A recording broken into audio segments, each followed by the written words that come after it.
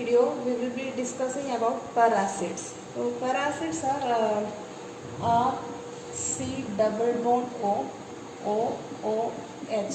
So carboxylic acid you know R C double bond O H. So in paracids there will be peroxide linkage. Okay.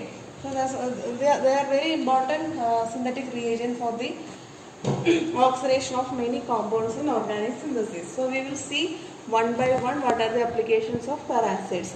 So the most common paracids used in organic synthesis are first in the series is peracetic acid. So this is acetic acid. So peracetic acid means this one, peracetic acid. Then benzoic acid. So you know benzoic acid, and if you are including peroxide linkage, this is perbenzoic acid. Now the most widely used one is metachloroperbenzoic acid. Metachloroperbenzoic acid, MCPBA. The structure is C double bond O H. This is benzoic acid. And meta position will be having chlorine. So this is metachloroperbenzoic acid. And similarly trifluoroperacetic acid. So this is the another one. So these are the main paracids used in organic synthesis. So let us see the applications of paracids in organic synthesis one by one. The first application of paracids that I am going to discuss is epoxidation of alkenes. So epoxidation of alkenes means what? The alkenes, if you are using paracid for the oxidation, this will be converted into epoxide. So this is the first application. Alkene will be oxidized to epoxide.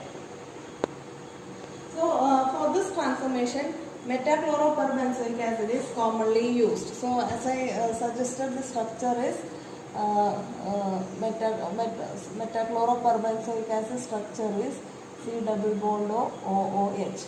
So this is the most commonly used cheap reagent for the transformations, commercially available also.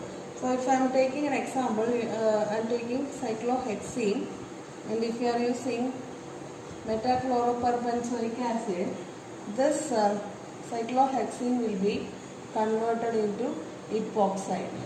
This is hydrogen, this is hydrogen.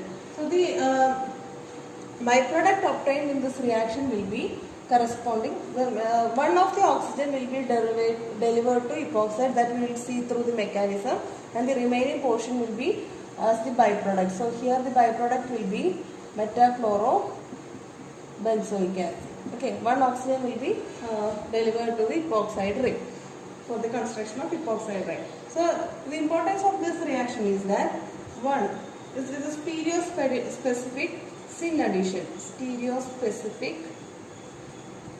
syn addition.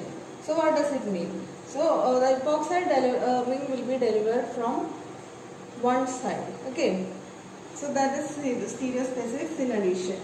Now important point is that, so if it is stereospecific syn addition, the cis alkenes will be giving cis epoxide,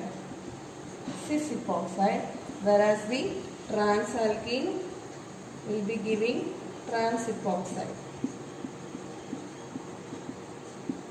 So that is the importance of syn addition. Cis will be giving cis epoxide, trans alkene will be giving trans epoxide.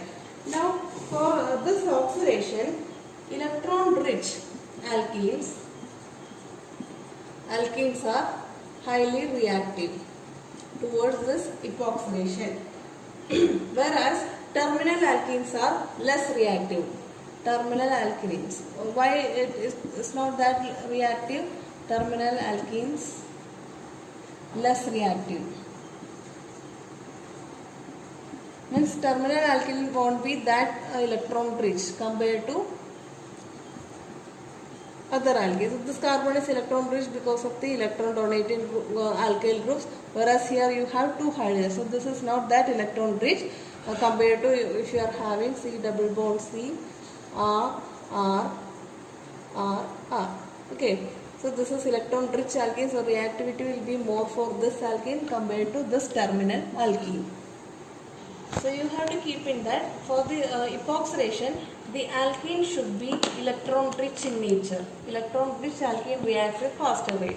Now, if you are concerning the oxidant, that is peracid, peracids with electron withdrawing group, that is electron deficient peracids will give greater selectivity. So that is why MCPBA is more reactive in this reaction. Similarly, if you are considering trifluoroacetic acid CF3CO3H and peracetic acid CA3CO3.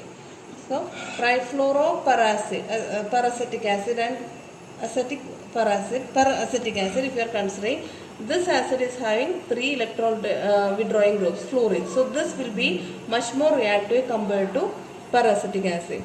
So you have to keep in mind that electron withdrawing group in the peracids increases the rate of reactivity. Similarly, electron rich alkene increases the rate of reactivity. And the reaction is stereospecific syn addition. So cis alkene will be giving cis epoxide, trans will be giving trans epoxide.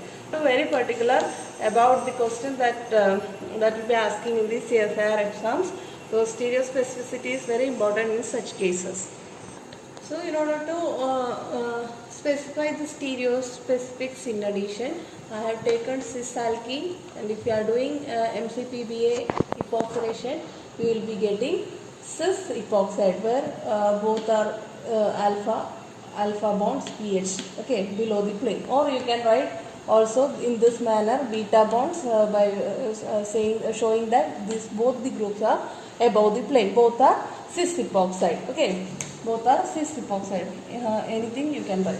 Now if I have taken trans alkene, that is trans-toluene, if you are doing that one, you can see that these two groups are opposite side. So if you are performing epoxidation, the products, one pH will be below the plane, one pH will be above the plane. Or you can show the first pH above the plane, the second one below the plane. Both are right. So you will be getting trans epoxide. Okay, the second point I have mentioned is that the alkene should be electron rich. In order to explain that one, I have taken an example in which there are 2 double bonds. Okay, this is disubstituted one. Okay, this is one substitution 1, 2 disubstituted one. Whereas this one is tetrasubstituted. Here this is 1, 2, 3, 4 tetrasubstituted. Now we have to see that which double bond is electron rich. Okay, so here only 2 alkyl substance. Here if you are seeing 4 alkyl substance. So alkyl substance means they are having plus psi effect. That means electron releasing effect. So that this double bond makes it electron rich. This double bond is electron rich. So epoxidation happens at this double bond. And you have to see this stereochemistry also. Both the CH3 groups are on the same side. So you will be getting cis epoxide out of this compound. So you can write the product like this. This is epoxide ring, and you can show the methyl group CH3. So electron rich, you have to keep in mind, electron rich double bond is getting oxidized, and since the alkene is cis alkene, you will be getting cis epoxide. Okay. In another point, I have mentioned about the oxidation of terminal alkenes and internal alkene. So this is such an example. So here you have 2 double bonds drawn for epoxidation, and if you are seeing this is an internal alkene, this is internal alkene. Okay, and this one is terminal alkene. So as I said earlier, terminal alkenes are electron deficient compared to internal alkenes. Okay, so this is electron rich. So terminal alkenes will not undergo epoxidation. Internal alkenes will be undergoing epoxidation. So you have to write the product.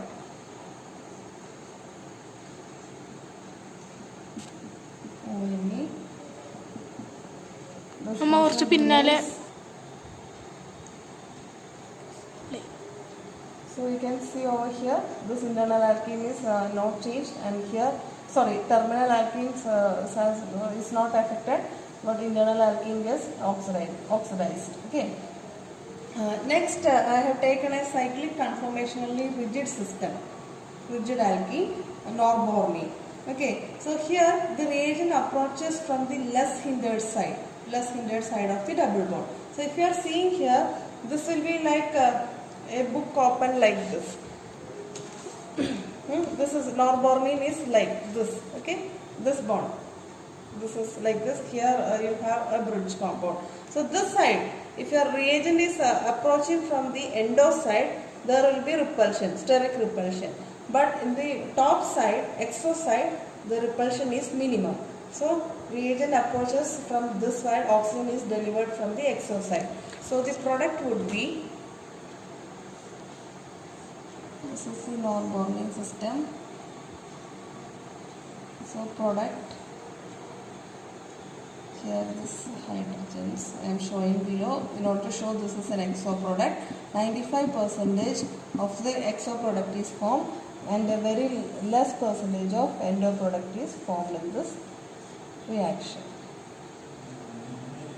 This is the endo product, endo 5%. So you have to keep in mind that in the conformationally rigid system, the MCPBA delivers or peracid delivers oxygen from the less hindered side. So you are getting exo product in this case. So here I have taken a system in which there is conjugated double bonds as well as an isolated double bond. So here you can apply one principle that isolated double bonds react in a faster way than the conjugated double bond. So this is the conjugated system. This one is a conjugated one. Conjugated. So conjugated double bonds are stable in nature, as you know, and this is the isolated one. So isolated one will be reacting at a faster rate. And in this particular example, you can see that these are terminal alkenes. This is not terminal alkene, and it is moreover electron rich also. So this example I have taken that conjugated double bonds are stable and it will not undergo oxidation in presence of isolated double bond. So isolated double bond predominantly undergoes oxidation. So you can write the product as conjugated system remain as such, and the product is this one. So this is beta myrcene. Now I have a cyclohexenol allylic alcohol, you can say, a suitable substituent at allylic position. This is the vinyl bond, this is the allylic carbon and allylic alcohol. So the direction of epoxidation, whether it is cis or trans, is determined by this allylic substituent. Okay, this is due to the transfer state electronic interaction between electron deficient, as you know, the paracids are, this paracid, MCPBA is an electron deficient paracid. So it will have a coordination with the electron rich oxygen. So that will be coordinating. This is above the plane. So metachlorobenzoic perbenzoic acid will be coming above the plane, and it will be having an interaction with the electron rich oxygen, and then epoxidation will be happening at the same plane, so above the plane. So product will be also from the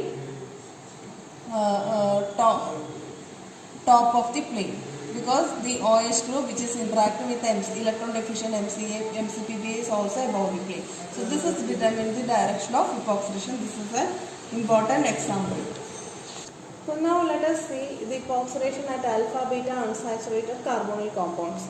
So as you know, alpha beta unsaturated compounds are stable compound than ordinary carbonyl compounds. Okay. So this alpha beta unsaturated carbonyl compound is stable than cyclohexene. Okay, so compared to cyclohexene, this will be reluctant towards the MCPBA oxidation. Okay, so stronger reagents like trifluoro peracetic acid and MCPBA are required at an elevated temperature for the success of this reaction. So otherwise we will be using hydrogen peroxide itself, hydrogen peroxide in presence of OH minus. So paracids cannot be used in the case of you will be using H2O2 and NaOH in methanol solvent. Okay, so what this will do? H2O2 plus OH minus alkali. This will be delivering H O minus. This anion. Okay, this is a nucleophile which will be attacking at the alpha beta unsaturated carbonyl. So this position. So let us write the mechanism for this. So this is the alpha beta unsaturated ketone. So this is the reactive intermediate which is produced. So O minus OOH. This will be attacking here. This is shifted here like this. Okay. So we will be getting O minus double bond here OOH. Now what will happen? This will be coming back here. This will be attacking this oxygen, and OH minus will be going. OH minus. So you will be getting the product double bond O here epoxide ring. So this is how this reaction is happening. So one more important point I have to mention here is that usually in the epoxidation of alpha beta unsaturated ketone, this type of nucleophilic peroxide agents are used. Nucleophilic reagents like H2O2 or tertiary butyl hydroperoxides are used apart from paracids or MCPB and etc. Because that will be performing Baeyer-Villiger oxidation. That will make another. I will make another video on Baeyer-Villiger oxidation because it has to be discussed in detail. So you have to keep in mind that for epoxidation of alkene in the alpha beta unsaturated compound, it is better to take nucleophilic reagents like alkaline H2O2 or alkaline tertiary butyl hydroperoxide. That is tertiary butyl hydroperoxide like this. Okay, so these are the reagents. So you have to keep in mind that one. This nucleophilic reagents like this is used for the epoxidation. Now, if I am writing another example, simple one: CH3 CH double bond CH, C double bond O CH3, and alkaline H2O2 OH minus. So the product will be, epoxidation will be happening here. So the product will be CH3 CH CH OO CO CH3. So this is the product form. Now let us look into the mechanism of epoxidation of alkene. So this is the alkene. I have taken cis alkene. Okay, and this is our paracid. Okay, so you have to keep in mind that the oxygen which is delivered here, for convenience I have written in this manner. So how this is happening? This lone pair will be attacking this carbon, and this pi bond will be attacking back this oxygen. Okay, so this bond will be shifted to here, and as you know, the carboxylic acid is the side product.